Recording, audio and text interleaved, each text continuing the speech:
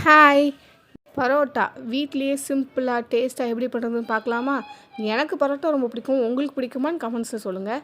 First மைதா மாவு எடுத்துக்கோங்க. நான் 250 கிராம் தான் எடுத்திருக்கேன். அதுக்கு ஒரு எக்கு, கொஞ்சம் சால்ட்டு, கொஞ்சம் சுகர் போட்டு நல்லா பிசைஞ்சுக்கோங்க. ஆயில் கொஞ்சம் ஊற்றிக்கோங்க. எந்த ஆயிலோ நீங்கள் எடுத்துப்பீங்களோ அந்த ஆயில் ஊற்றி நல்லா பிசைஞ்சுக்கோங்க. பிசைஞ்சிட்டு மறுபடியும் கொஞ்சம் ஆயில் ஊற்றி மறுபடியும் பிசைஞ்சுக்கோங்க. பிசைஞ்சிட்டு ஒரு 2 ஆர் 3 ஹவர் ரெஸ்ட்டு விடுங்க. நான் 2 o'clock நான் வச்சேன். 5 o'clock 6 o'clock தான் நான் எடுத்தேன். ஸோ அப்படி எடுத்திங்கன்னா தான் ஏதோ என் கை தெரியுதுல அந்த அளவுக்கு எலாஸ்டிசிட்டி ஃபார்ம் ஆகிருக்கும். நல்ல ஸ்ட்ரெச்சியாக இருக்கும். அதுக்கப்புறம் அதை வந்து ரோலாக பண்ணி வச்சுருங்க. ஒரு 6 பீஸ் 7 பீஸாக ரோலாக பண்ணி வச்சுட்டு ஒரு அரை மணி நேரம் ரெஸ்ட் விட்டு மறுபடியும் எடுத்து நல்லா சப்பாத்தி கல்லில் போட்டு நல்லா ஸ்ப்ரெட் பண்ணிக்கோங்க. ஏர் பபிள்ஸாக ஃபார்ம் ஆகிடுச்சுன்னா கரெக்டாக இருக்குன்னு அர்த்தம். கடையிலலாம் பார்த்துருப்பீங்க இப்படி பரோட்டாவை அடிப்பாங்க.